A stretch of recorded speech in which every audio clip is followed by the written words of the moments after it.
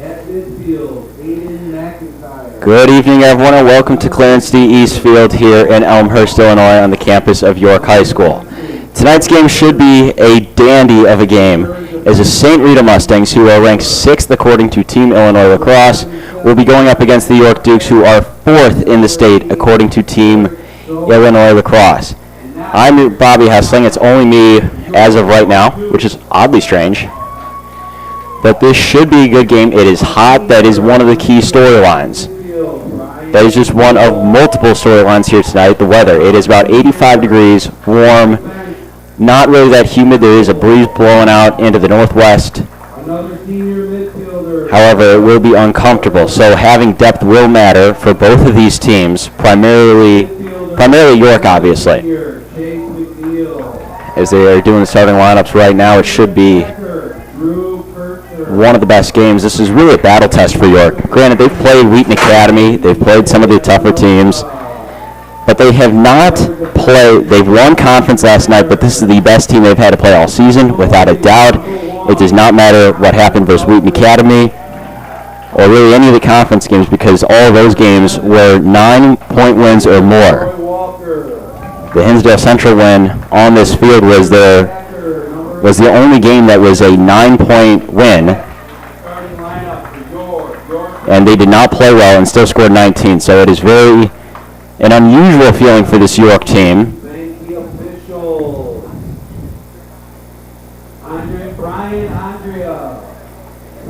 As this game was scheduled for a 6 p.m. start, it is 6 p.m. We are getting ready to go.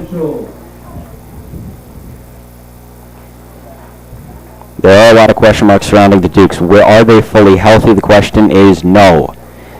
They're down an attackman, Will Siegenthaler, no surprise there. But Andon Rieger, he had a hand injury. He is expected to give it a go tonight. It is unknown how long he will play and if he will be on a minutes restriction, knowing how many tough games this York team has left. Charlie Torreira will take the face-off for the Dukes. No surprise there. He's been their premier guy all season. Everyone says that Coach Ganfield said ground balls are key tonight.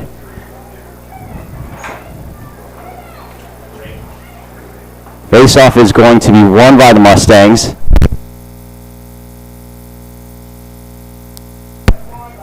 York gets possession. And now St.Rita.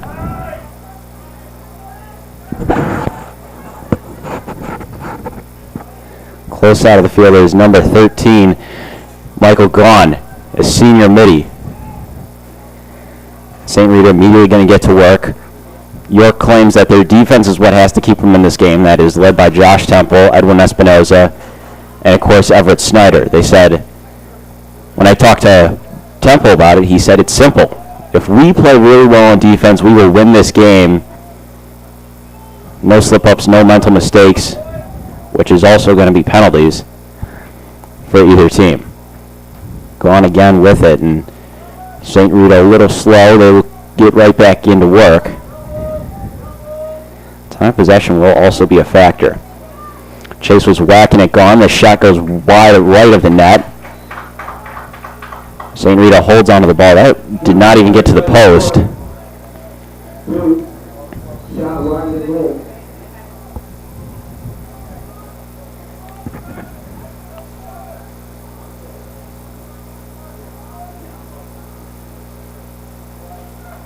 St.Rita moving around.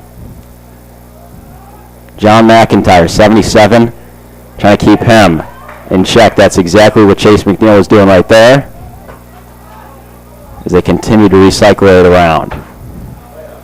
Selfridge is in net tonight. He started last night as well, along with Patty. Again, there's Michael Gahn.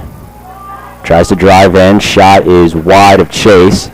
Possession stays with St.Rita. Michael Gahn with a shot on goal. Wide of the net.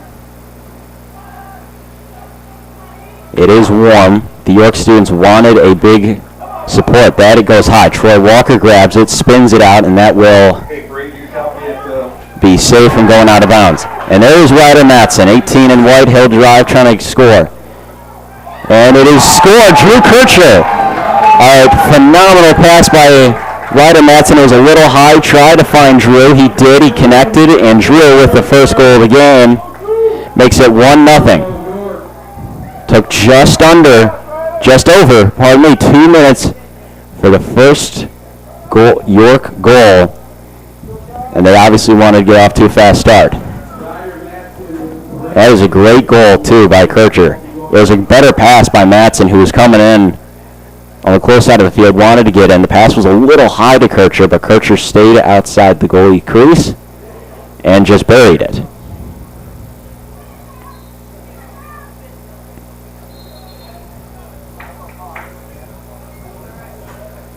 The ball will go down with St.Rita. And now St.Rita will bring it down.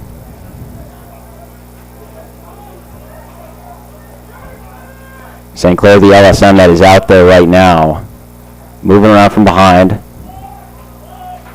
along the crease, out to around the 30-yard line. And again, it is St.Rita who will go right back to work. Had a much longer time possession to start.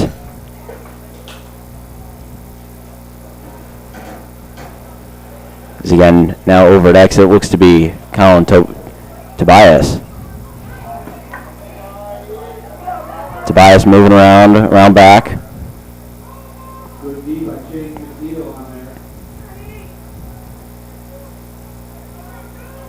Corner of the field. AJ Swiatek will be joining us in just a moment. He just walked in. The car in front of me at the intersection was dead. The shot cannot, it was actually a pass, he could not connect. Now a ground ball will be scooped up by John McIntyre, moving around back in the hands of Michael Gaughan. We now welcome in AJ. AJ, how you doing? I'm doing good. I apologize, guys. Biggest game of the year thus far. And it looks like I'm the bad luck charm. Michael Gaughan scores right over Connor Selfridge, and St. Rita's got their first goal of the evening. Drew Kircher, he had a great first goal, and there you just saw what was Michael Gaughan get his first. Number 5 versus number 4, Bobby. Number 6, St. Rita's coming in at 6. Oh, wow. Vider jumped him because I believe Vider won. I could be wrong. But Vider did jump St. Rita. The newest rankings came out early this morning. Trey High is so great, man. Phenomenal face-off winner. That was his first clean face-off win, and now York's offense will get right to work. Pulling out the binoculars. Of course, that's Ryder moving her down along to, that was Ryder who moved it. Tommy over to Ryder. Now Drew behind the net with the first goal of the game. Kircher's getting some extended playing time here early. Andon is on a minutes restriction tonight, so. Still no Siegenthaler? No. There you go. That's why this Dukes team is so versatile. You see that they have those subs ready, and that's, oh, wow. Good save by Eric Seo, senior goalie in net, 88, and that's a bad pass. The official kind of gets in the way of it. That was quite the save. It was right into Seo's chest. That kid is moving out there. Just ran through the entire Dukes defense. Jonathan Henze. That is. York comes away with it. That looks to be Lance McCann. It is Lance McCann. I'll tell you what, Bobby, the mic might not be picking it up, but the fans here, they showed up. They showed up for this big game. I was scared because of how warm it is. It's actually not as warm in the press box. Well, it's roughly the same temperature, but it could be a lot worse. Oh, yeah, we've witnessed worse than this. But, yeah, it's great to see everyone show up, man.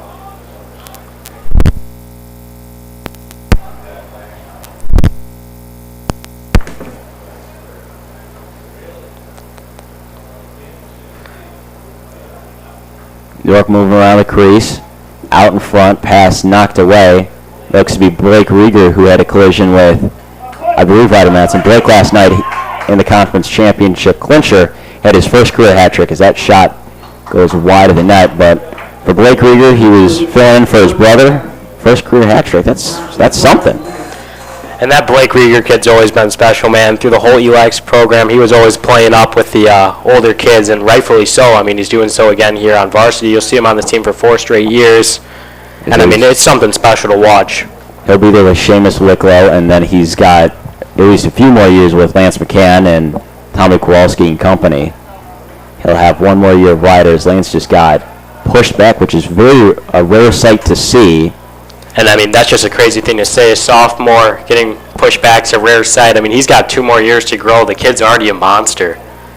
He is about like 6'1", probably 190, at least 180, and it's basically all pure muscle. This is the way he's built. He's a very lean kid. Is York winning the time possession battle with 5:30 to go. Kowalski spins out of it, spins again. Goodness. And then another good save by Eric Seo. That was quite the move. I mean, he put him on the ground.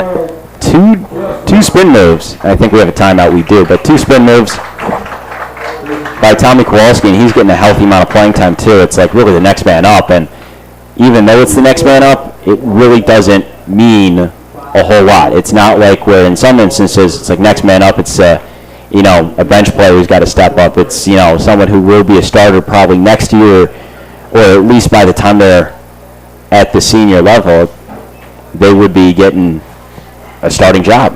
Oh, absolutely. I mean, it's just great to see this team has so much depth, and they really all get the time, and that's why it's been so great to see some of those kids who you wouldn't expect to play as much get that time against LT, because as you said, it's a next man up kind of thought process here, and with guys like Siegenthaler and Rieger down at the attack, anyone could get in, and we saw Blake already rip some last night, and Drew Kircher take advantage of it today. Yeah, it was a high pass by Mattson. I don't know did you see the first goal or no? I was walking in, I hear everyone go crazy, and I saw EJ going nuts. I'm like, they must have scored. I looked at the D. Yeah, Ryder was coming in off the close side, and he threw it up to Kircher. It was a little high. Kircher was right outside the crease. Kircher made a nice catch, and then he just buried it for the first goal, which York obviously wants that. They want to have that quick start. They wanted to get off to a very quick lead, and then on top of that, controlling the possession, which they have so far, because they know winning the ground balls and keeping possession is going to be very pivotal for down the whole stretches. 2 individuals just walked in with some kind of board down there. It is a Hawaiian theme. I don't know how that relates to. I don't even know what it is. It's not like a surfboard. Those look like tents. I'm not sure down there. They're camping in the stands. We're going to say that. Speaking of camping, a little Elmhurst update if anyone wants to know. St. Charles, there was a car dead at the intersection for about 25 minutes. And that's just nailed Kircher with his number 2 with his second goal. Huge step-up day from Kircher. Absolutely massive. He came ready to play, and obviously you could see it in him. He was ready. He knew that he would be in this role, and he's like, well, I'm going to take full advantage of it. And it's not like Ryder's the one who's like already got 3 goals. It's Drew, which very strange to say that it is Drew, but also kind of makes sense. Because you would think, oh, well, what about some of these other guys? Drew's like maybe the 4th or 5th option. Well, Drew's been the first option here today. The Dukes have just so many options. It's hard. I mean, you hear coaches say all the time, shooter. I mean, every kid on this Dukes team is a shooter.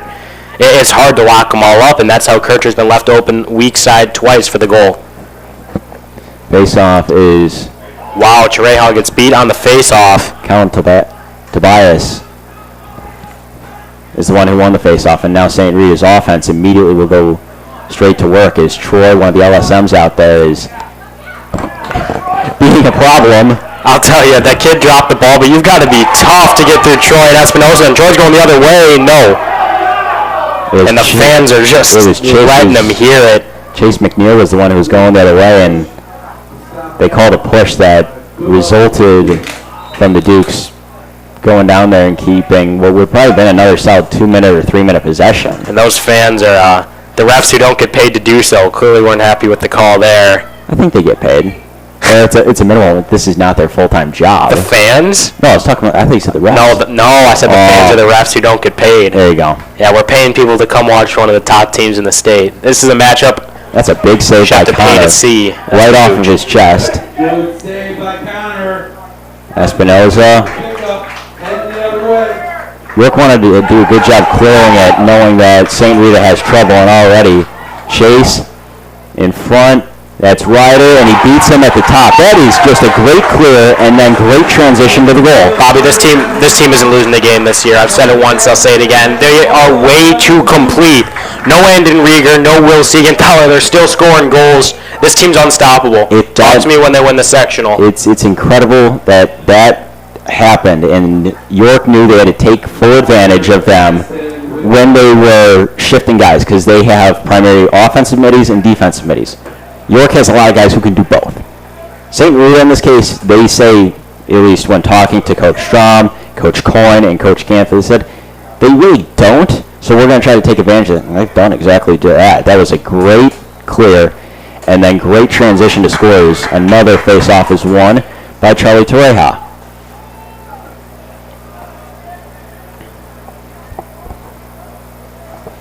And this is obviously a statement game for York too. Granted, absolutely. It doesn't really affect sectional seeding in terms of like it's a team in your sectional, but it's much more of, I wouldn't say a feel good win either. It's much more of a win, a statement win, like I said. And you can attest to this too. You've been here a year longer than me, of course, but I mean, I have never seen the hype at a school this excited for a lacrosse game at York.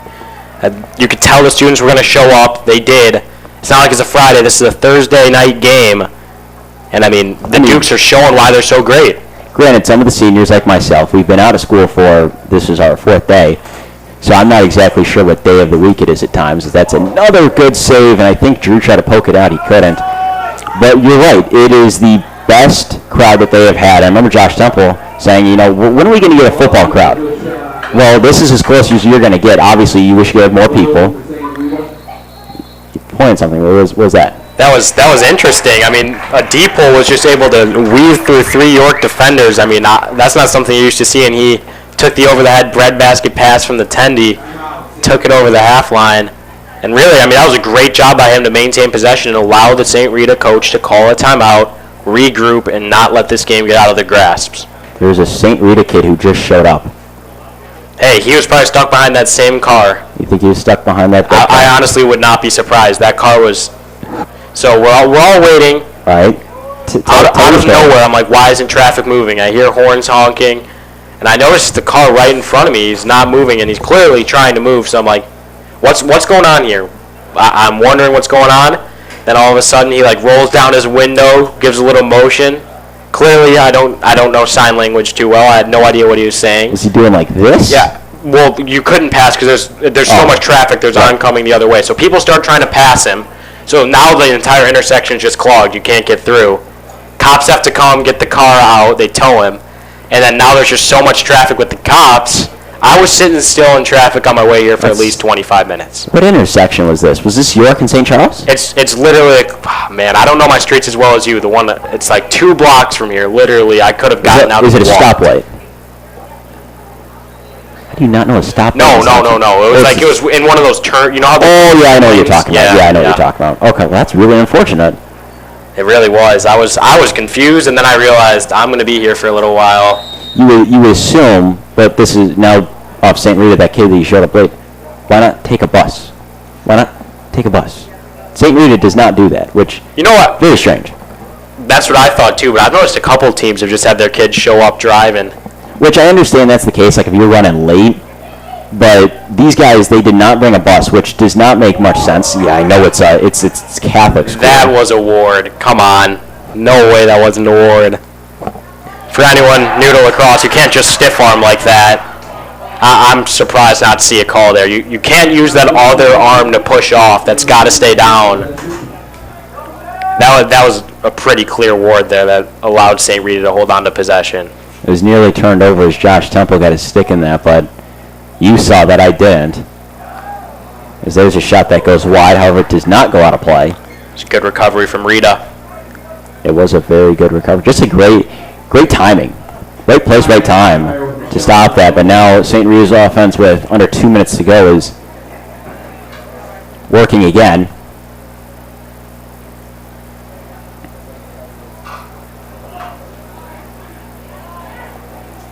moving it around. Can they get anything? You know, I notice a trend in these top high school teams. They like to take their time on offense, and it works out there. Buries it past Selfridge. Michael Gaughan beats Selfridge. Is that his second of the day now? Yes, it is. Big impact player, and I'll tell you what, I don't know too much about Gaughan, but if I was a St.Rita fan watching this, I'd probably think Kircher was one of the best players on the Dukes. So there's no way to attest how great Gaughan is, but he's looked very good so far. He's had a couple swim moves, split dodges, got through the defense on a rather slow-paced offense. No knock to Rita, because York does the exact same thing. But they like to take their time. It seems like right when he gets to Gaughan, he goes right through, does it himself. You want to know what middle school Gaughan went to? He went to Century Junior High School. No, I do appreciate that from St. Rita. Those are some nice rosters online. Some of the schools don't have numbers, have it in a weird order. We've got a nice roster up here. We do. Some of those guys have 2 numbers, though. That could be confusing at times. With under 90 seconds to go at this point, York, I'm sure, will just hold until they can get a clear look. This is already a better start they had compared to the start versus Wheaton Academy, where they went down 2-0 going into the end of 1. Already 3 goals. And again, this is great defense holding it to 2. Oh, wow. Delay of game from the Dukes, didn't get it inside the hashes. And now it's a chance for Rita to clear and try to tie here before the end of the first. And that's another mental mistake. And I mentioned that at the beginning, that you can't be doing that. You can't have a lot of mental mistakes. They're running out of time to clear now. Struggling, tried to get it across, and now it's the Dukes. They turn it over, now it's McMello. Nice move. Swim move, down. Good ball movement. A pass that you have to catch. Yeah, that's not a pass. You could fumble there. And St. Rita now with a chance to clear. Under half a minute to go. Boyd gets put on skates. And you thought there was going to be a huge collision. I was bracing for it. It looked like he missed him by a couple inches. I thought we were going to see. I think he intentionally stopped himself from leveling that kid. That would have been. That's a penalty. That's a right call. I wonder if they would have called something there, because theoretically maybe it's clean, but that would have been something. But it does lead to a penalty on St. Rita. The Dukes are now a man up with 12.6 to go, looking to capitalize. I think we will go to a timeout, but obviously what we've seen thus far has been that, it's been a relatively good start for both teams. I think both teams came out, they've tried to execute their game plan. It's really been defense and, a lack of clearing and a lack of other stuff that has happened. I think that the big difference here, though, is the time of possession for the Dukes. You really haven't seen the St. Rita team have the ball for much longer than a minute, while we've seen Dukes' possessions already last well over 3. And that just leads into fatigue. You see Rita also has a smaller bench. These defensemen are going to get tired. It's going to happen. Well, it's not only just fatigue, you have to mix the heat in with that too. It's warm and you're going to get dehydrated, and that could be a factor, and that's what helps with York, having such a deep bench. If, for example, let's say Josh needs to go off, he's got to get a drink of water, has to sit for 1-2 minutes. Well, you just throw Reed out there, and he'll play defense and for him. Coach Canfield definitely knows that. I feel like in years past we didn't see this exact.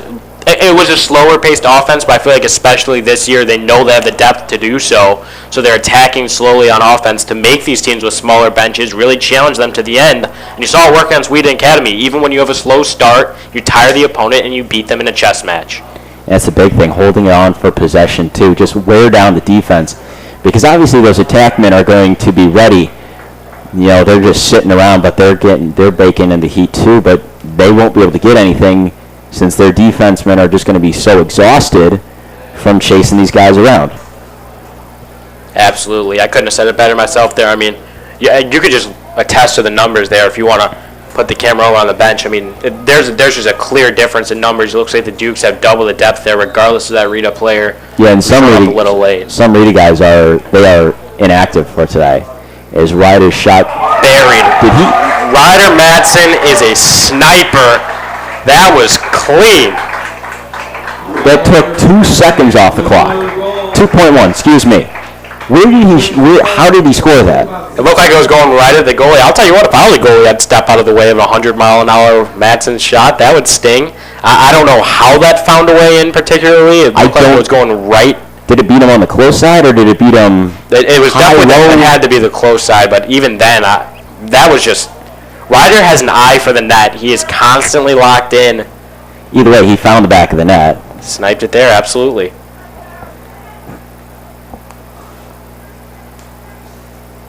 Terrell will take the face-off. No shock there.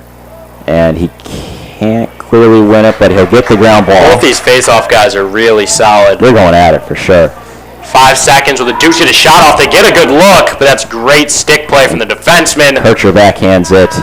Dukes And that is the first quarter. St.Rita 2, Bobby. It's been a fun one. It really has. You can hear the crowd. I mean, people showed up for this. This is a huge event. 2 of the top 6 teams in the state really living up to the expectations. Dukes, of course, on top by 2, but if they want to hold on to this lead, what do they need to do in this break? Winning ground, but I think with this break, were you talking like this break? What does Canfield need to cement in these guys' minds that needs to go down to just continue to keep the pressure on after this break? Just continue to win the ground ball battle and just continue to, really win the time of possession battle. And then I guess really the last thing is let these guys get a water break too so they can get hydrated, so they're relatively rested. Absolutely, and the Dukes are on top by 2. AJ Swiatek, Bobby Hessling. We'll take a little break while these guys do.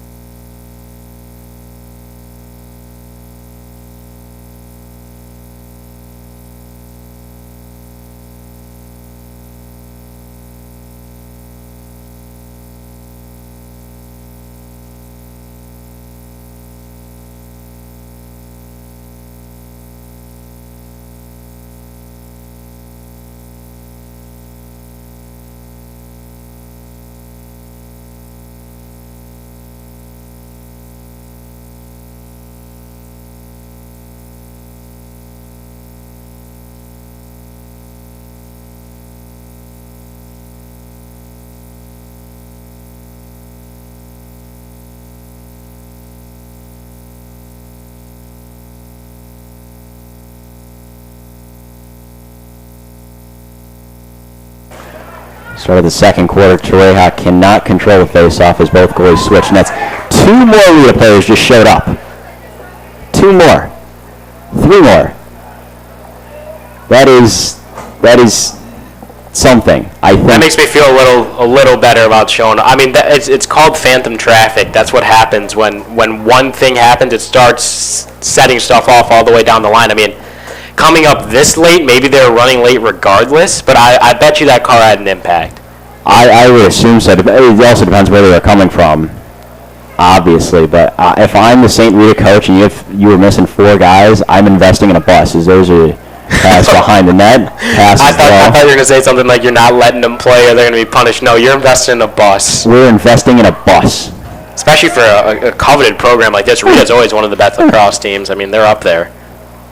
It's a privately funded school. I'm not going to tell them to, but I Oh, that is just a beautiful look. Wow. This is a good save. The goalie just He has had a few of those. He just fell down, sat, and Chase, I believe he tried to beat him 5-hole. That almost reminded me of a hockey save there. Freezing the puck. He was just sitting on it for a second.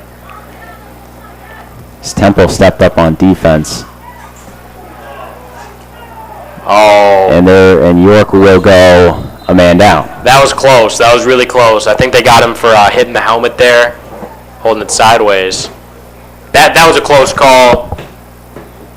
We'll have to see if Rita can capitalize, though. A lot of teams have struggled a man down against the Dukes this season, and of course Rita's much better than any team they've played, at least ranking-wise, but absolutely. Teams have struggled. They really have.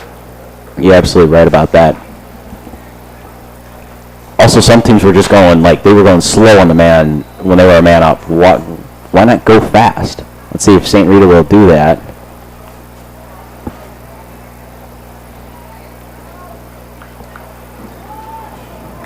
There just looks to be holding it. That goes wide of the net.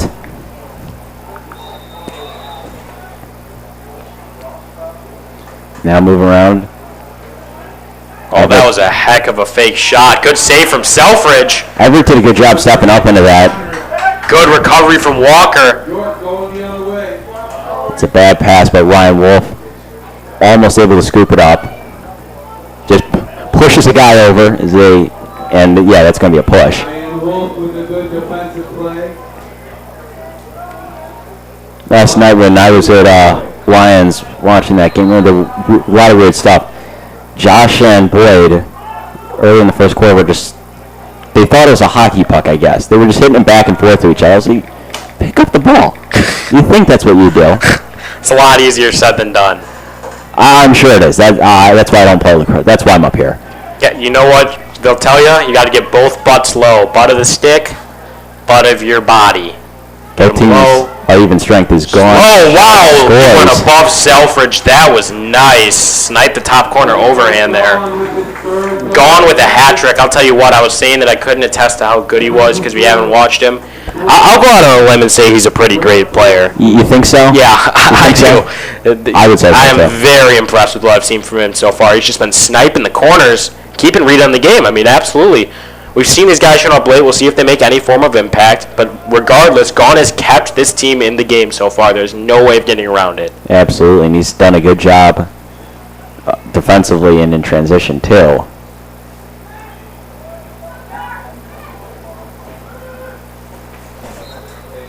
Now, Michael Vaughn is committed to play at St. Joe's University, which, good for him, it's D1. There you go. I'm not exactly positive where St. Joe's is. I want to say it's in the Philadelphia area. I could be wrong. It's somewhere on the East Coast. Obviously. Well, you said you didn't know where it was. I had to figure it was going to be on the East Coast. I was kind of going off like college basketball stuff and what conference they would be in, but I was not 100% certain. Either way, York trying to get in. That's Lance out in front, and the goalie goes back behind the net and honestly, scoops it up. I don't see a need for that pass. The Dukes love to play slow. They're with the lead. No need to try to throw a cross-crease pass there. And like simply bat it down straight to the goalie. I mean, that's not something you see from the Dukes often, let alone with a one-goal lead against a team like St. Rita. Semple moves it along, and now St. Rita is going to go slow.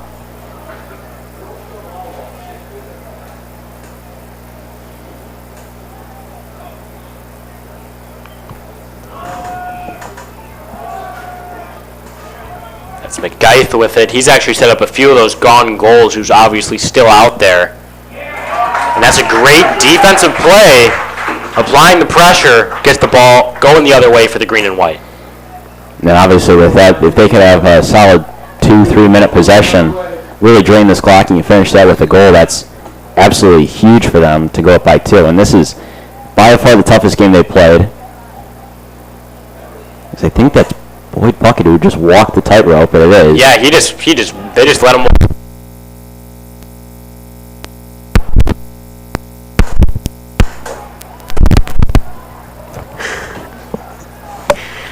The soundboard has problems. Excuse that, but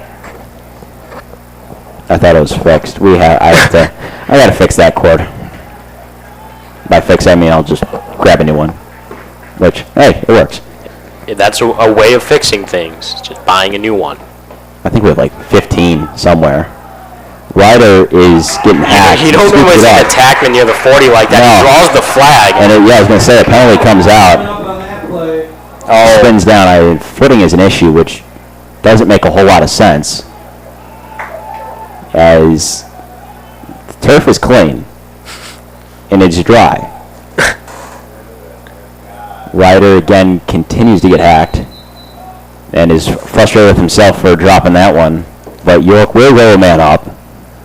I mean, that's a tough thing to do, just keep getting hacked like that, but you hear the fans say it. In that situation, you already have the man up. They get to come out onto the field after the flag's thrown. Maybe give it up since you have the advantage there, instead of just continuing to take the hacks. But who am I to question Ryder Madsen, honestly? Obviously. I mean, What his thought process is during all of this.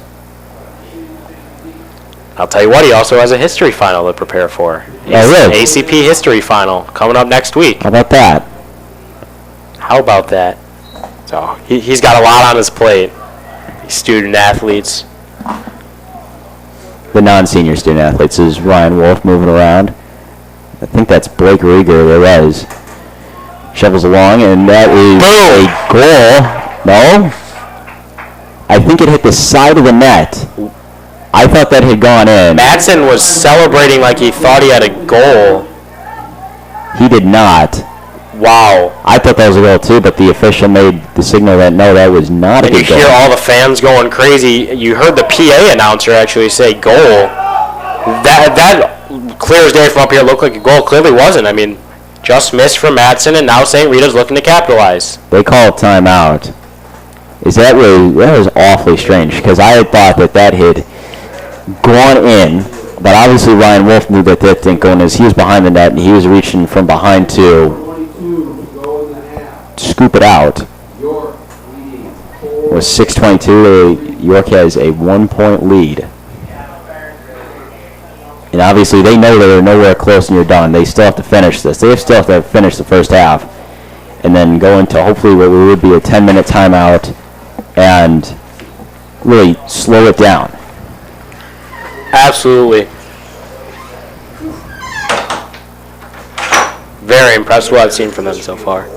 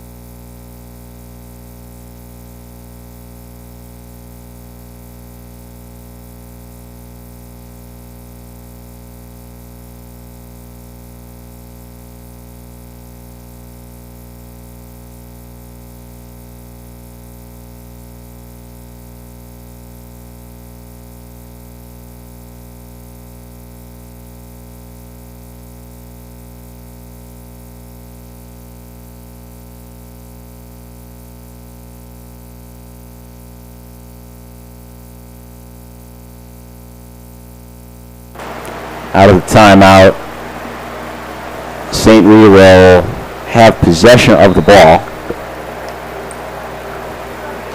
Is there still a man down in this situation? Yes, they are, so I'm honestly surprised that the Dukes aren't just doubling the ball. It's clear that they just love the slow pace.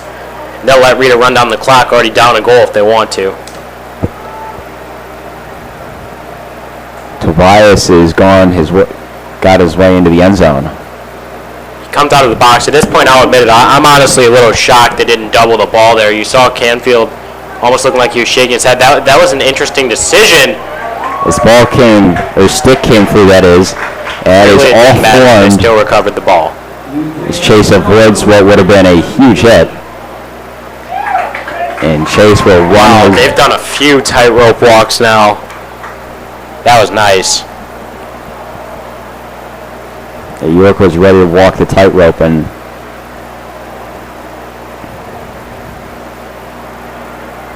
Kircher behind the net. York has had a lot of good passes. They've had very few passes that have been wild or anything like that.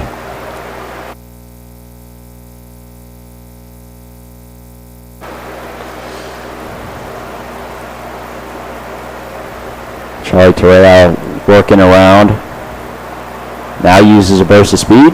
And he scores right over the goal, his left-hand shoulder. The face-off man can score, everybody. Oh, absolutely. He was going slow and then a burst of speed right to the net, and there was almost no chance for the goalie, and it is a 5-3 York lead with 4:54 to go, and we got another timeout, because why not? We just love timeouts.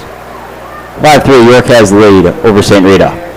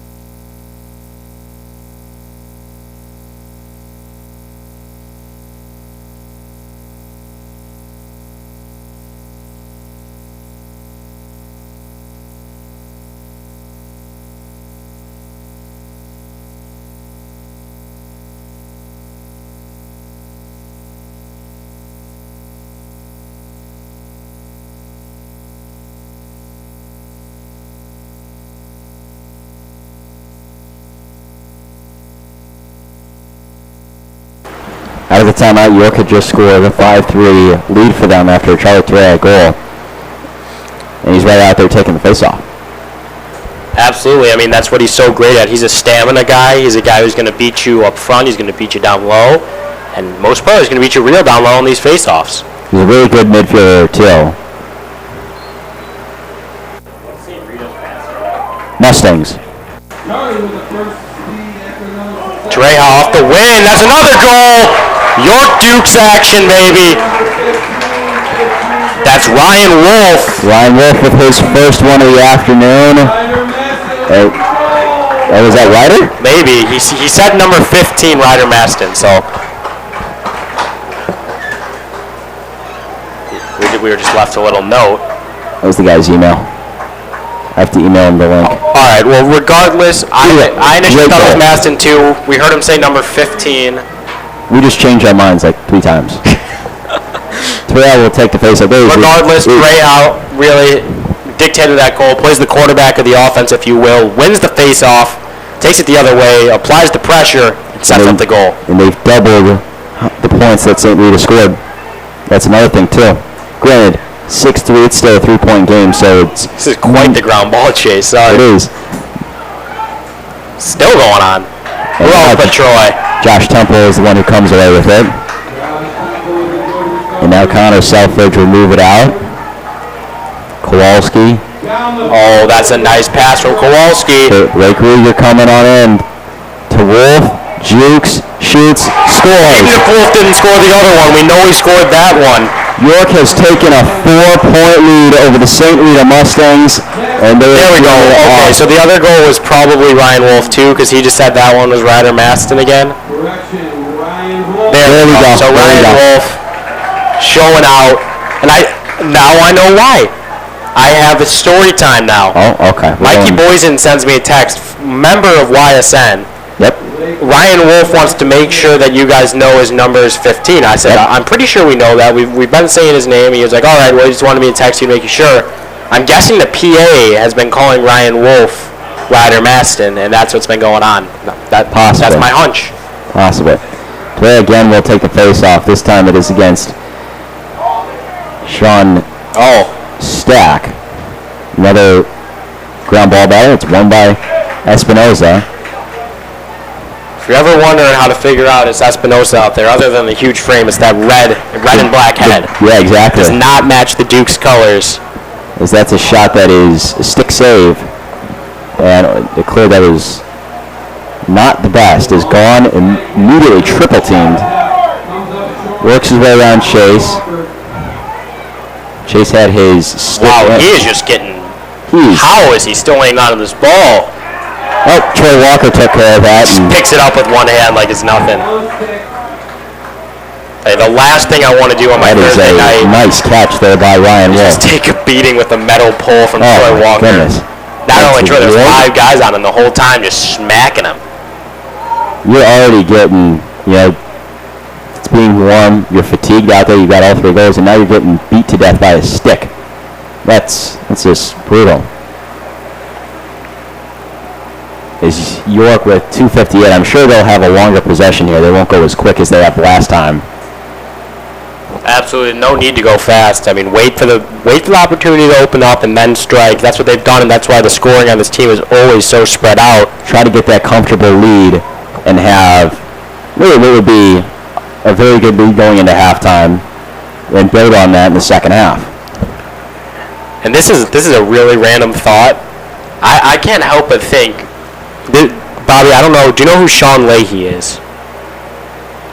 Name does not sound familiar, no. Okay, well, he's a junior currently, I would assume, as long as he hasn't been held back. He was through the ELACS program as well. Right. And the big 3 in ELACS was always him, Siegenthaler, and Madsen. Okay, this Lance rips a shot that goes wide, and that continues, sorry. And he played attack as well, so those 3 were 3 guys to compete with, of course. And he actually was considered so good at lacrosse. He went up to play in, I believe, Michigan, because he wanted to play for one of the top teams in the country. I can't help but imagine if he was on this Dukes team, but even more, it seems like the Dukes team's doing just fine. I remember the day that happened, everyone was so sad in ELACS. Everyone was like, what's going to happen with York? Well, it's just been just fine as Kowalski had the ball knocked free. Blake Rieger tried to scoop it up, and it's a loose ball, continues to be a loose ball. Ground ball battle continues as no one wants it. Now Lance McCann wants it. And now York calls a timeout with 90 seconds to go on the dot. You could feel the pressure in this game because we've done our fair share of Dukes games. I'll tell you, we haven't seen this many timeouts in an entire game, let alone a first half. Absolutely. Both teams have came ready. York had, and both teams, well, York said, it's just really who wants it more. But St.Rita looks very fatigued. From the first minutes we watched to where we are now, St.Rita just looks extremely fatigued. The defense is not the same. The attack, the midfielders, they don't look the same. Now, York has got guys out there, they feel comfortable. Now, granted, when we're going to the fourth quarter, that may be different. But I can't speak on St.Rita with this, thinking that all their players, by the time the fourth quarter starts, are just getting like, oh yeah, we're perfectly fine. We're well rested. And they're not only tired, they're taking a beating out there. The Absolutely. Dukes are quick to just throw a cross check. Absolutely. And not get penalized for it. Right. Cross check wasn't the right term there, but they're quick to throw their stick around. Right. They're just getting hacked left and right.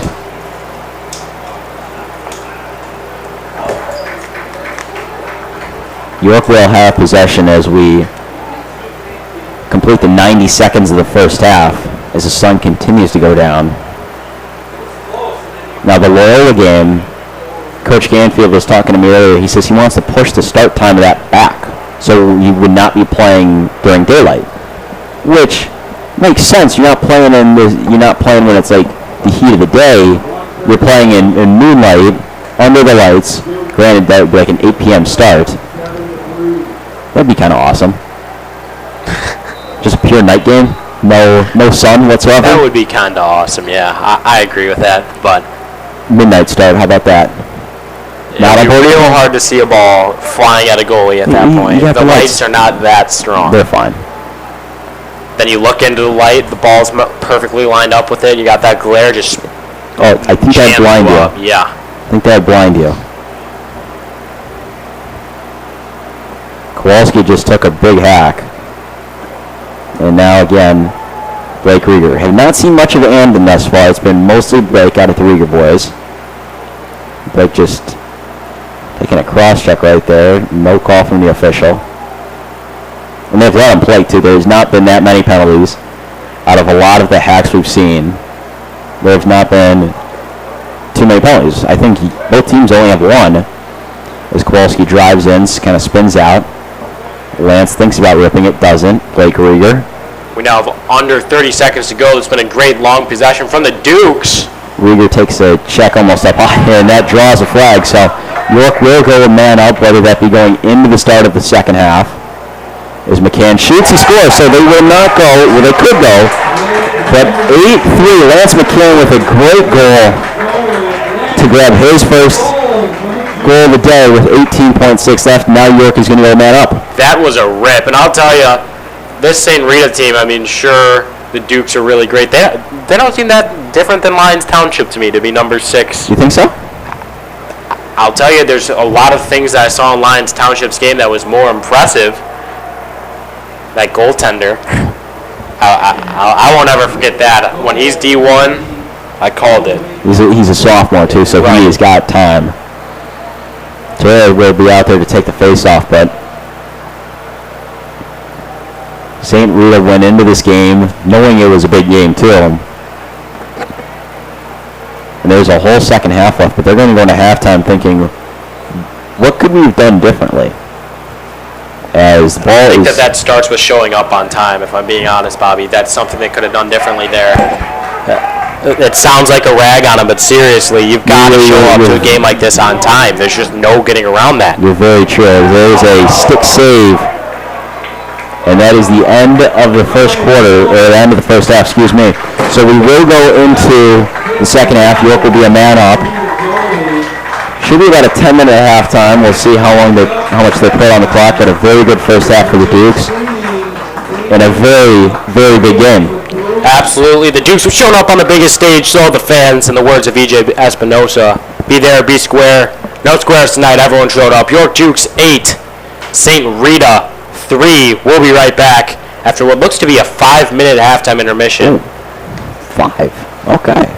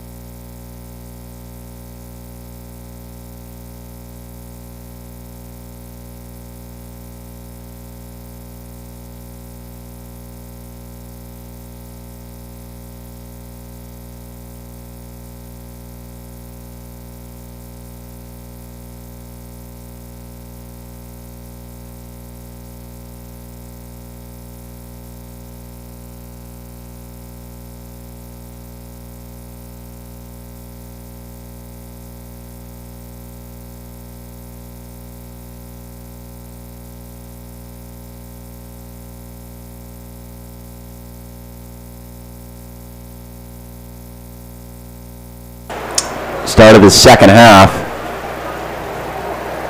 It is an 8-3 York lead. Bobby Hessling, AJ Swiatek. I believe York should be starting a man up, but I do not see a guy in the box. I believe because Lance McCann scored a wave that off. Regardless, Maybe he was right about trained here that. to start. And here come the Trojans.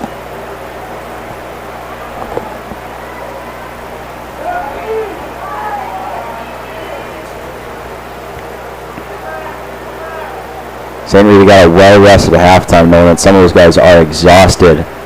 One from the heat and two from the fatigue that they have gotten from these York players just getting absolute beatings. There's one of them. And that looks to be, that is gone. Shot that is saved by Selfridge.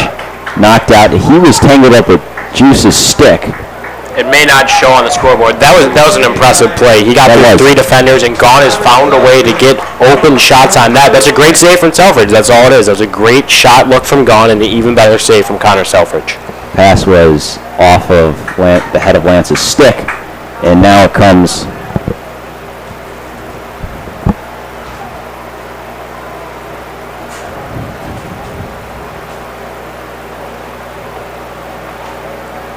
over the Ryder, and Ryder was pointing, and A ball made it inbounds during that halftime, so good vision from Matston. obviously he wanted to knock it out of the way. And just like that, York's offense will go right back to work trying to kill time off the clock. And walk out of here with a big win as Mattson moves around. Chase McNeil. As York will just pass it around the horn. The Dukes know they have no need to rush. They're waiting for a defender to come out on them, and they do, and it generates these open looks for guys like McCann. That was a heck of a save. And that was a nice goal. That was a backhand goal by Ryder Matsson. Matsson. Wow, that was something special. It was a good save. That backhand. It was a good save on McCann's stick, by the goalie stick. But Ryder was right there. He scooped it up and he just backhanded it right in. And York has now tripled the amount of points that St.Rita has scored. And obviously complete credit to the players. But honestly, MVP so far, I'd give it to Coach Canfield. He came with a plan today, and it's clearly working. You saw on that possession that what he did. He had them slow it down. He waited for a St. Rita player to come out. That's certainly what they talked about at the half. Once the St. Rita player had to bite, they know they're down. They have to come up and contest outside the horn. It led to an open Duke and Lance McCann, which led to a great rebound opportunity and ultimately probably the best goal of the day from Ryder Matsson. And it was a very nice backhand goal. And now York again after a tie-up, and I think it was either a push or something had happened. It'll be York ball. And it was not a long possession by any means for York, but it was a very good one. After that Penalty against St. Rita was a push. It looked like he may have got him in the helmet there. Eddie Fiddler is going to, the guy who... Guy in the box there. Absolutely. He went to I believe that's St. Barnaby High School, or middle school. It's interesting how they have their middle schools up there. Sure, that means absolutely nothing to any of these viewers. You see that? Ryder Matsson had so much trust in the power of Lance McCann's shot. I think that's Ryan Wolf who is scoops it up and he puts it in. Did you see that on Lance McCann's shot? Ryder just dropped to the ground. He has not taken a Lance McCann shot. And then Ryan was right there to scoop it up and bury it for the 10th goal of the game. The last time these two teams played was in 2019, obviously. Final score was 4-3 in overtime. Very different game. I think there will be a big problem if we go to overtime. I will guarantee that Coach Kornstrom... They'd be running until the dawn. But what I'll tell you, Bobby, people get sick of it. You hear so many draws between hockey and lacrosse. But it just showed again there. Hockey, of course, is just always such a big deal to score off those rebounds. The Dukes did that there. Plenty of converted players here from the youth. It led to another goal with the IQ from both sports. And now Charlie Terrell moves it up the field. Got it to Everett Snyder. Evan Snyder will bring it up. I'm sure he will go back down here in just a minute, and that looks like he will do just that.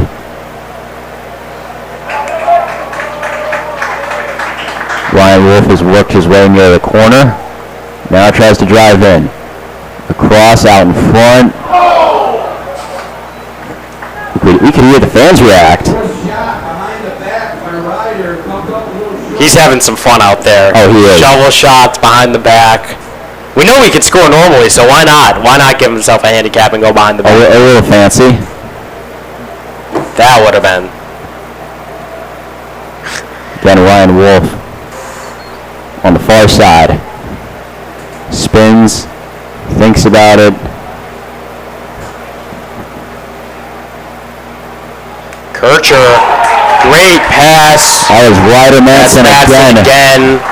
The underhand pass from Wolf sets up Kircher and X. That's where the Dukes love to set up that offense. The quarterback behind the net there sets up Madsen. You can't let Madsen unload those hands like that. Every swivel of the stick, gaining more and more power, more and more momentum on the ball. It's just absolutely rich for the goal. I think Ryder's got 3. He may have 4. I believe he has 3. But it has just been Drew Kircher again. He set that up. That's a great offensive effort by Drew Kircher. The first 2 goals of the game. Kind of went silent the rest. But a really good pass to go up by 8. And I'm sure St. Rita is just at a loss for words. And there's been the consistent teams above the Dukes all year in the rankings.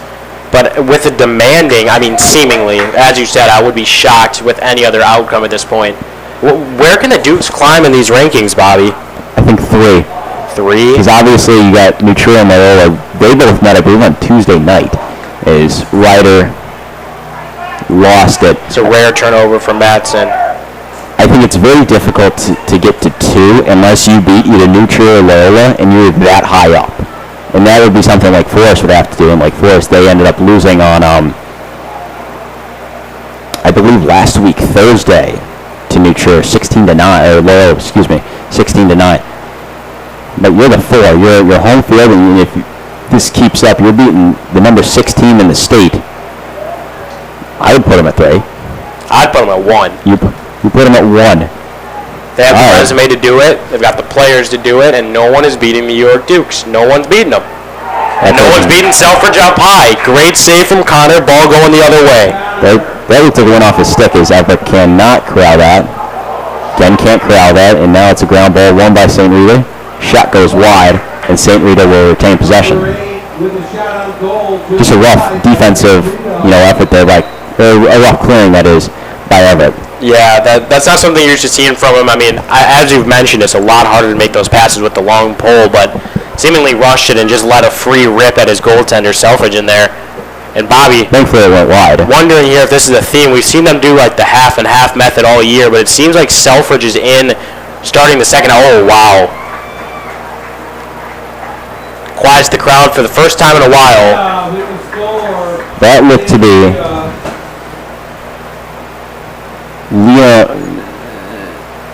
it might be Kevin Gaughan. Bobby is bird watching up here at binoculars trying to figure that out, but that might have been Michael Gaughan. I'm not exactly sure. As I was stating, we've seen that half and half all the time, but we're seeing in this huge game Selfridge in net the entirety of the time. Do you think that this means down the line in these tournaments the half and half is slowly going to fade out and this is Selfridge's team in net? I think it would depend on the lead. Like going into halftime, like if it was an 11-4 lead at halftime, I think they might have gone half and half, and these goalies, they both trust their defense. They both know that the only way they're going to get a shot is if someone beats the defense. And that's very difficult to do. And that's why it's so impressive what we've seen from Gaughan, the hat trick already. Absolutely. Not many players get a hat trick against E.J. Espinosa, I'll tell you. He's been on him all day. He's been going to work.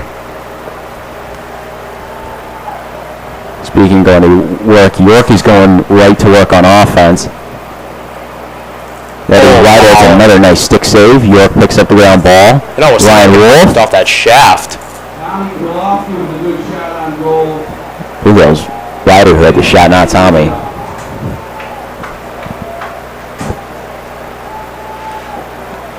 Tommy has the ball right now. One of the sophomores on this team is not the biggest. Over the freshman, Blake Rieger. Thinks about driving in. On front, and Drew Kircher with the hat trick. You know, Kircher's going to get credit for the goal on the score sheet there. But that is a great pass by Ryder Matson. That's Matson's goal. That was just beautiful. Drew Kircher with a hat trick and put that goalie on the ground, kind of made him do the splits. That's kind of funny. And I think we will have our COVID mask timeout.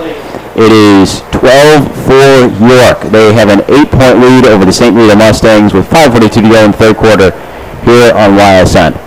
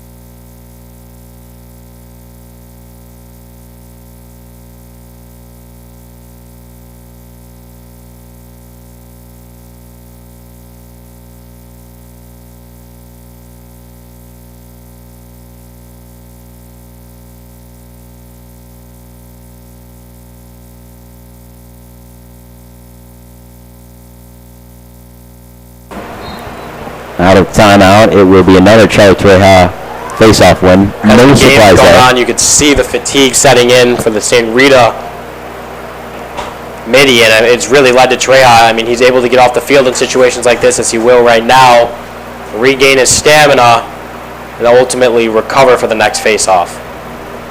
Treja goes out. McCann comes in. Maybe that was Flores who came in. I think that's Flores. Either way, Flores and McCann are both out there. It's in the stick of McCann over Flores.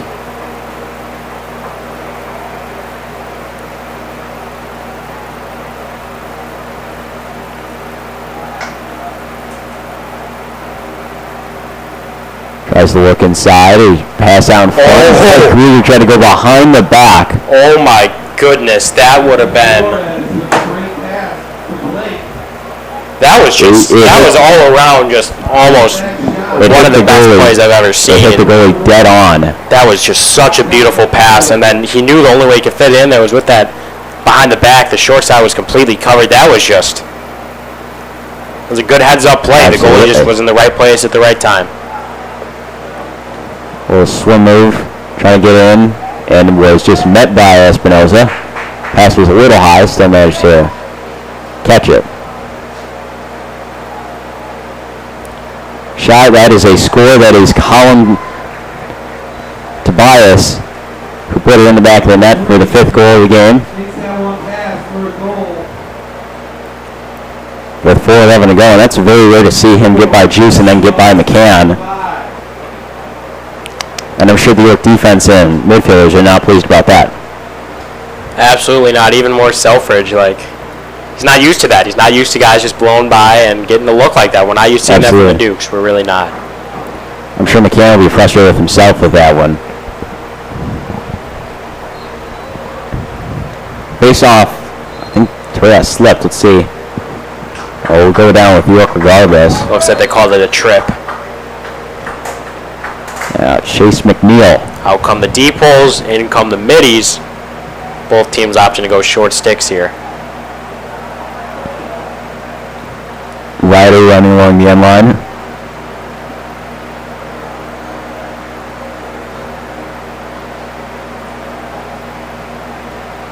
Treya finds McNeil, and then they're just playing catch.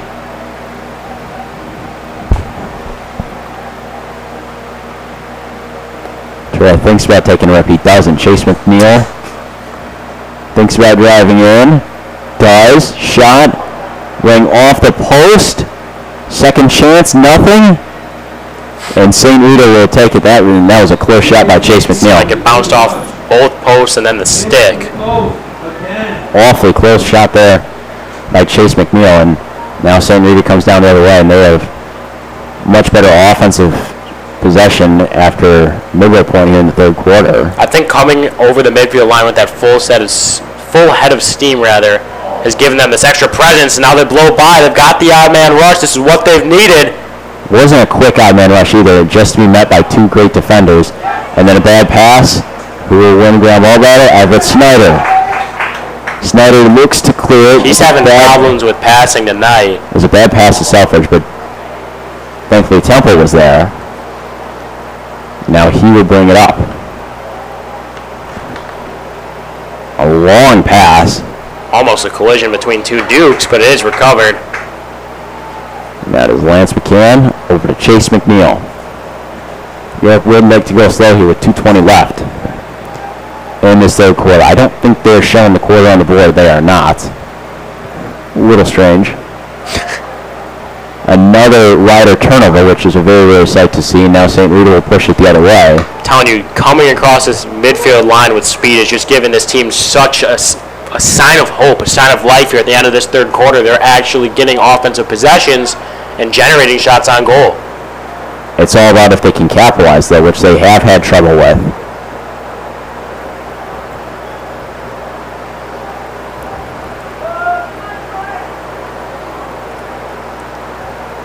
Gone looking to drive in. We have a whistle. And it's going back down the other way immediately. I think that was Boyd Puckett. It is. That's what the Dukes do. Pick it up immediately. Get that odd man rush. They've got the. Boyd took a hit, and he is down. Boyd Puckett with the great hustle down the field. Trainer's coming out. I think he got the wind knocked out of him. It was a low hit. Oh, immediately got up. It looked like he got the wind knocked out of him from the way he was hit, and then immediately kind of grabbed his stomach. Glad to see him get right back up, though. Boyd, I mean, obviously every player is essential, but he's a huge part of this team. A very good midfielder, very skilled midfielder. A minute 24 for York to get something going offensively. Well, obviously, watch Boyd on the sideline. I think he's just getting a drink of water right now.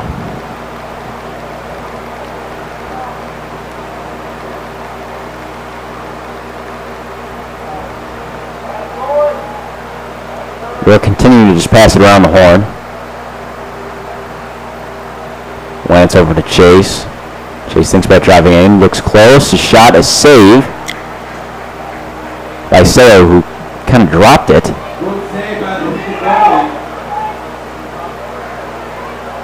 And now clears it, and Espinosa is right there to take it away. Look at his little walk of happiness there. That was fun. Oh, he was pumped. Last night, when we were LT, I think someone had scored a goal, and they were giving the defenseman a rest. He was standing on the bench, and he scored. He was like, "Yeah, go Dukes!" with his stick up in the air. It was a very funny sight. He's not on the bench very often. No, he's not. He wasn't sitting on. He was standing on the bench. There's another good save. Snipe low by McNeil. I'm telling you, they're down 7, but St.Rita is certainly finding their footing here in this third quarter. Maybe just a little late. You never know. Crazier things can happen. Miracle on ice, Bobby. 5 seconds now. 4 seconds. 3 seconds. And 2. he was met by get a shot off. the starting defenseman, and Troy Walker holds the ball to end the third quarter. Dukes on top 12-5. Bobby, it's been a good one. I've told you all season long the Dukes aren't losing a game. It's looking to continue to be true here. We'll see in the fourth quarter. We will. York Sports Network, AJ Swiatek, Bobby Hessling. We'll be right back after this short intermission.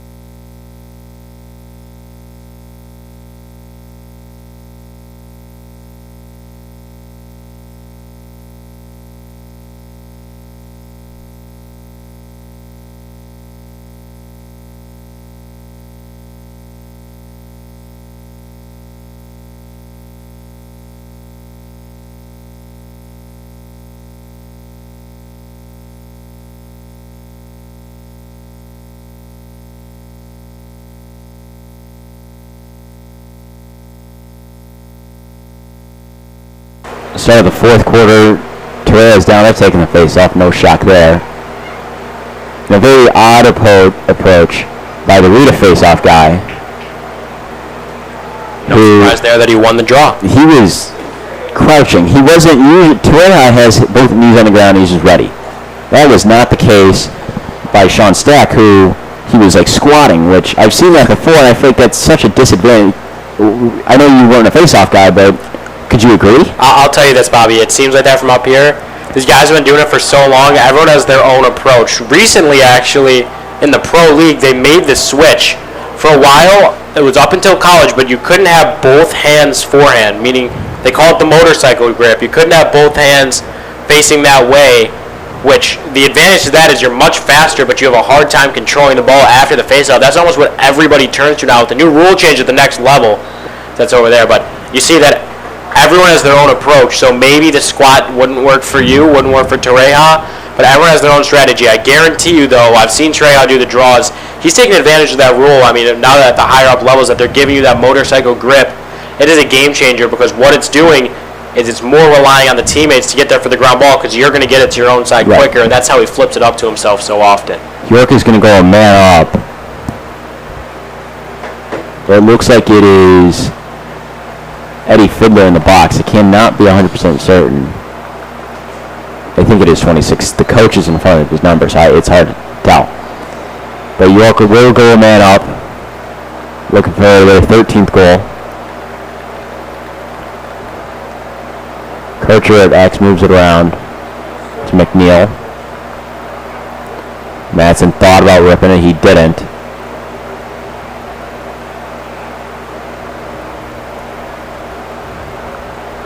Still have not seen Andon Rieger. It's been Blake Rieger who's been really filling in for his brother Andon.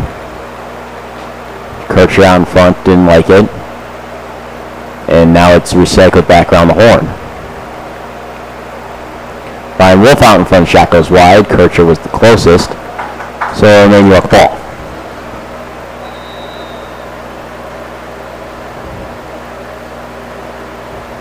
Blake was in charge of the inbound play, which I thought it would have been Kircher. It was not. Nonetheless, Ryder back in X. Wolf steps up, flips it out in front. Kircher could not beat the goalie.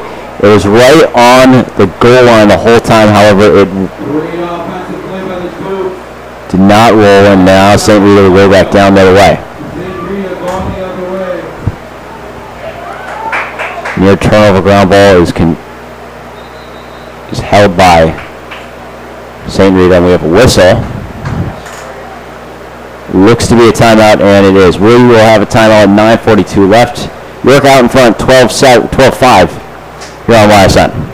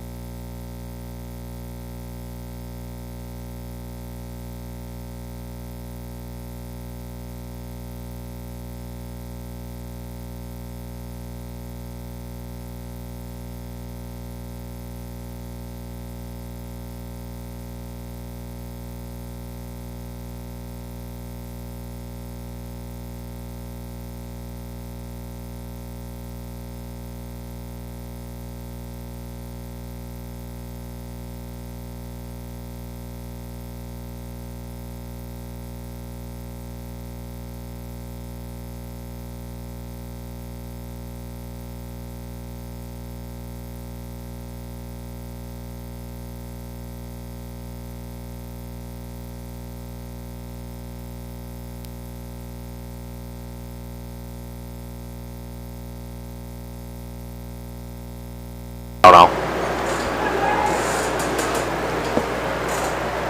Back to the action. I was sitting on my, I was wondering what was going on over there. on my headphone cord. You wonder why they're broken. We need to replace it. It wasn't broken. I was just standing on it. No, this guy. Oh, that's something else. That's a whole different cord. Nonetheless, it is St. Rita behind the net.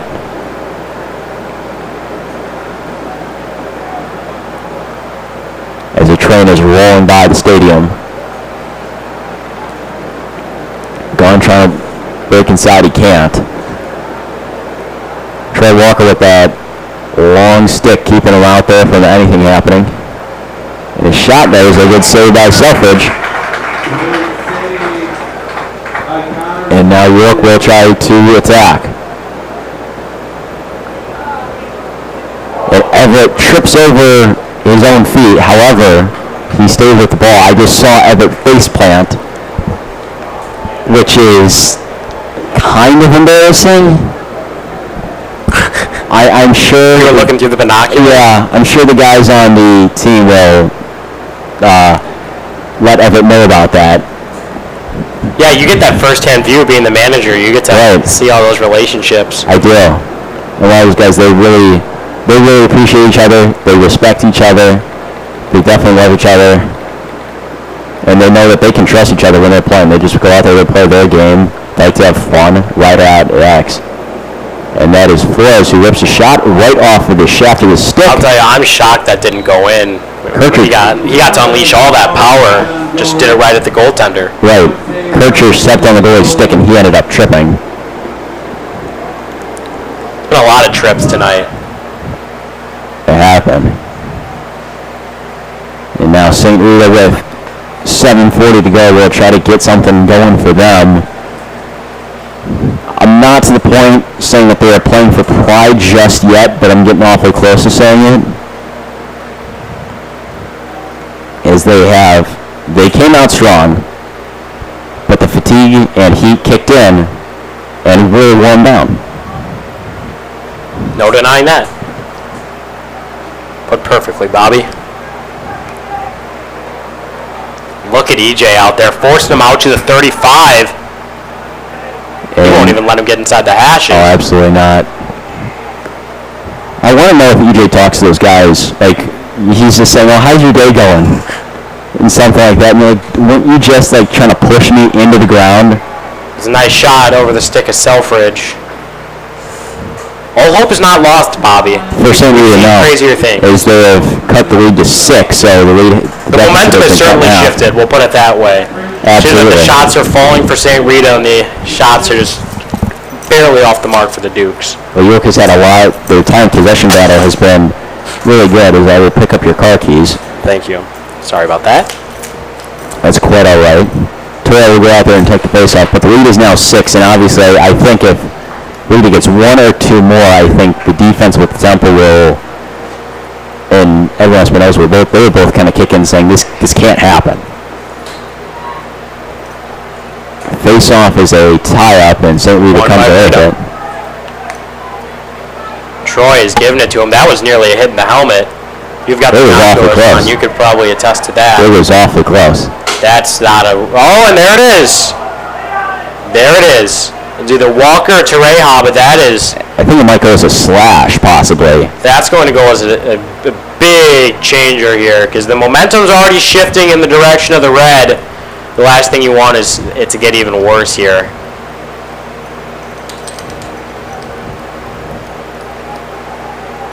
They're keeping Walker out there. He's got the long pole. Obviously. Poles out there. That makes sense. Right. Well, not that. Oh my goodness! Nearly recovered, and the Dukes wave off the penalty. That was just blown by Selfridge, just barely missing. And now with 6:01 to go, the Dukes will be a man down against St. Rita, up by 6. And you're right, the momentum has shifted. I think we're just going to have a regular mask or COVID timeout, but if you're Coach Canfield during this part, what are you telling your guys to make sure they stay composed and not let things get out of hand in a heartbeat?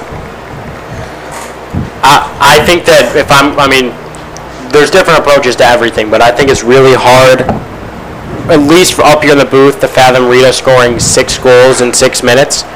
But we've seen crazier things happen, so to prevent that from happening, even just taking the attack out of the equation, this defense has to stiffen up. It seems like we've seen a couple sloppy passes, a couple slips. They're letting guys blow by them, and that's not to discredit this effort, but giving up 6 goals is certainly a good feat for the Dukes, but a lot of those have come recently on just rather I don't know how to put it, not the best looks that we've seen all day. Right, and some of them have been able to get, they've weaved their way through the defense and have just found the open look, which to them it just gets frustrating, and then they're getting worn down, and I'm sure Selfridge is frustrated with himself that he's allowed. So, now, granted, 6 goals for Connor Selfridge, how good he's played against a team quality like this is a very good standard. That is something that, he's got to be very proud of. And Josh Temple, before the game, he said, if we hold St. Rita to 6, we have a very good chance of winning, because I trust our offense. He knew that it was going to come down to really good defense, and St. Rita's defense was very, what's the word I'm looking for here? Inconsistent, I guess is the best way to put it, in the first half. There were times it was very good, there were times it wasn't. But what really hurt them is that one goal was off a clearing, which led to a transition. And St. Rita had their 3 midfielders all coming in as York was just about to shoot it, which could not happen, and that was really the big momentum changer in the first half. Here comes St. Rita looking to capitalize. That's a great stick from Troy Walker. Gets it back to Selfridge. That is a huge play in an instant where it looks like the momentum was shifting, and now the Dukes with the 4-on-3 rush. Immediately pushed the pace. That was a great job by, it might have been Josh Temple who lifted the stick up there, but Troy Walker is the one who came away with it. This Dukes team, there's always someone behind everything. It's not only the person on the stat sheet showing up. Troy gets the steal, but there's always stuff behind closed doors. I agree. I do think that was Temple who lifted the stick. So often we see goals that were set up by the assists, steals set up by the lifted stick, and that was just beautifully done now with just over 5 minutes to go. Seamus Wickler, I believe it's one of his first times in. And the way way Seamus is built, it's hard to believe that he's a midfielder. He looks to be like a defenseman as Lance drives in. Shot goes wide. Or even attack. Well, yeah, exactly, because you see the big attackman. Of course you do. But you're like, oh, really, midfielder? But he's much more of an offensive midi than he is a defensive I could even see him midi. phasing into attack further down the line, but I mean, as you mentioned, he hasn't got too much time. You want to get in when you can, and this attack is just so deep. Oh, absolutely. There's just more minutes available at midi currently. One of the attackmen, Drew Kircher's out there. He has a hat trick. I wonder how many points he has in total.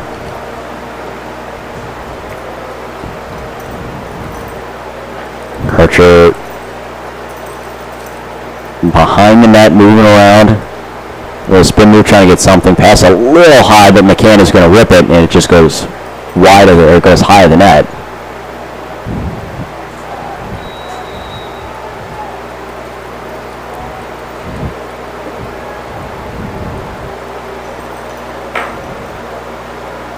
Over to McNeil. McNeil over to McCann. McCann found some separation, tried to get it to McNeil in the pass, goes wide of McNeil, and it's another turnover for York with under 4 to go here. St.Rita and the other way.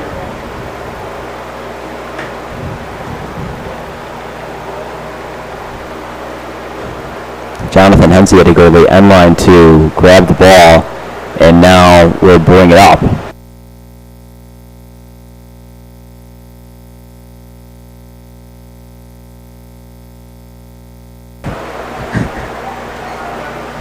St.Rita will push the pace. They will try to cut the lead to 5.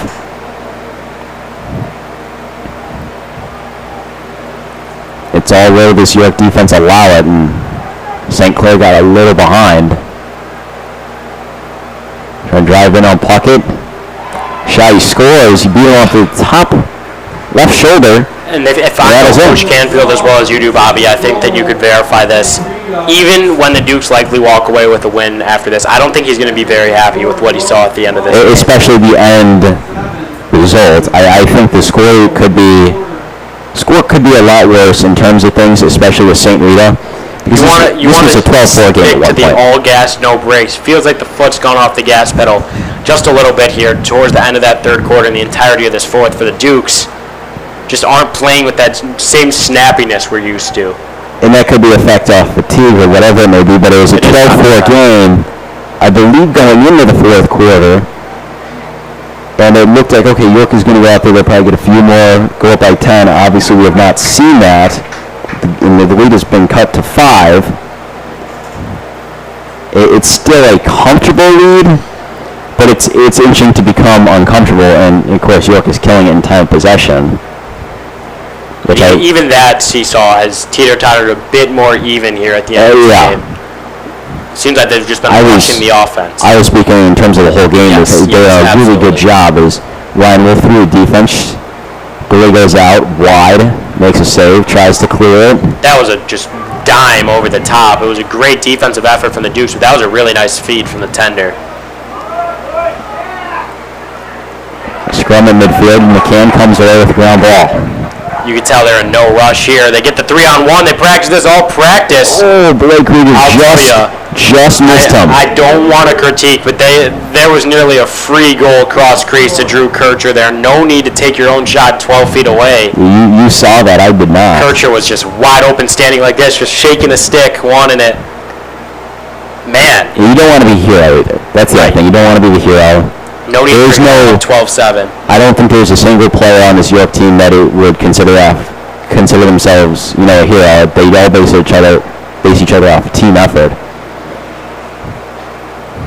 As we are about 120 seconds away from a big York win. Kowalski spins in. Oh my goodness! Rattles off the post. Beautiful rebound. Somehow goes right into York Duke's stick, but that was a nice spin dodge. Barely missed. It was a very, very close miss. No, there's Kircher. McCann in the stick of Blake Krieger. Drives in, he scored. So Blake Krieger gets on the score sheet to make it a 13-7 game. Just provide a little bit more insurance. With 91 seconds left, York is up 13-7. Now, I think it can be said that this game could be a lot farther apart. I think it would be closer on the scoreboard than the result is. I know the fourth quarter was not their quarter at all. By there, I mean the Dukes. It was not their quarter. But it was still, they played a very complete game. I would say so, especially offensively. Midfielders, they were very complete. But they had a very good, their best quarters were the first, third, second, and third quarter, for sure. Absolutely. It seems as time went on, they faded away a little bit. Surely we'll walk away with the W today. Coach Canfield will be able to get that disciplinary speech that he does oh so often. It's led to this Duke's undefeated season. Bobby, you know my thoughts. I don't see a loss on the schedule. I've asked you this before, I'll ask again. How could the York Dukes lose a game? I just do not see it. They have the depth to go deep into the season. They have the stars to go deep into the season. They're dominating a team like St.Rita without two of their best players. Which is, I don't know if St.Rita was prepared for that. I don't know if St.Rita To kind be of fair, thought. St.Rita did have players show up late as well. Yes, that's why they're going to invest in a bus. They should. Oh, goodness. But you're right. It is just. I don't know if St.Rita knew that Siegenthaler wasn't going to be playing.